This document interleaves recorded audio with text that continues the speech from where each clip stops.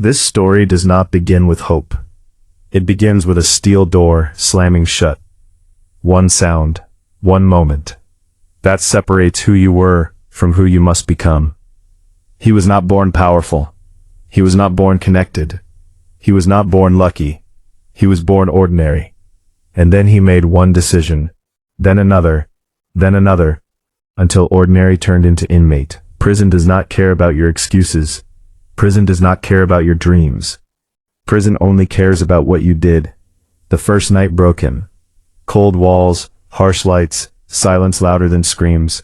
He thought his life was over. He thought this was the end of the road. He was wrong, because prison does one thing better than anything else. It shows you exactly who you are when nothing is left. No phone, no comfort, no applause, no one to impress, just you. The stakes staring back at you. Most men collapse here. Most men drown in regret. Most men blame the system. He did something different. He asked one dangerous question. What if this place is not my punishment? What if this place is my training ground? That thought scared him more than the bars. Because it meant responsibility. It meant ownership. It meant no more blaming anyone else. Days turned into weeks. Weeks turned into months. He watched men waste their time, playing cards, arguing over nothing, reliving the same stories again and again. He chose isolation, not loneliness, isolation. He woke up early, earlier than the guards expected, earlier than the noise. He read books most people avoid. History, psychology, biographies of men who rose from nothing, men who failed publicly, men who lost everything, men who rebuilt from nothing. Ashes.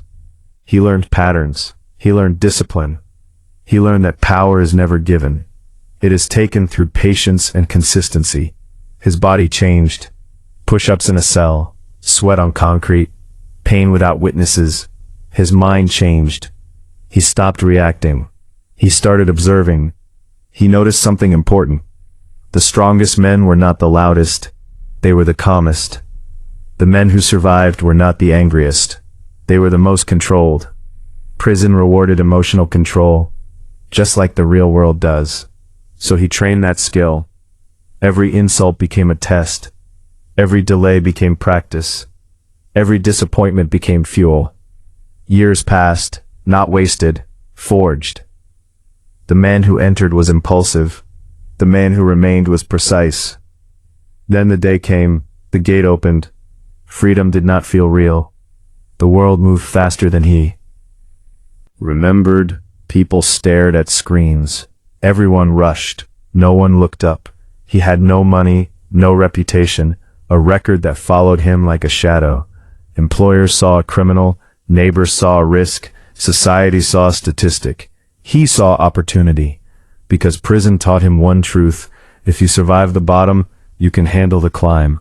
He started small, work no one wanted, hours no one respected. He arrived early, left late, asked questions, learned everything. While others complained, he adapted. While others demanded respect, he earned leverage. Failure returned again and again. Doors closed, calls ignored, smiles disappeared when his past was revealed. But rejection did not scare him anymore. He had survived worse. Every no sharpened him. Every setback refined his strategy. Skills, sales, communication, leadership. He learned how people think, what motivates them, what they fear. Slowly the tables turned. People stopped asking where he came from. They started asking how he did it. He built a business, then another, then a team.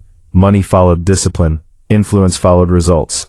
The same traits that kept him alive in prison, focus, control, consistency, made him dangerous in the free world. He did not seek revenge. He sought mastery. Power without control destroys. He learned that behind bars, he gave back, not to look good, but to remind himself. He spoke to young men who felt trapped, not by bars, but by mindset. He told them the truth. No one is coming to save you, but you can build yourself. His story spread, not because it was perfect, but because it was real. From inmate to leader. This is not a fairy tale. This is not luck. This is what happens when a man takes full responsibility. when he stops asking why me and starts asking what now. America is built on second chances, but only if you are willing to earn them. From prison to power.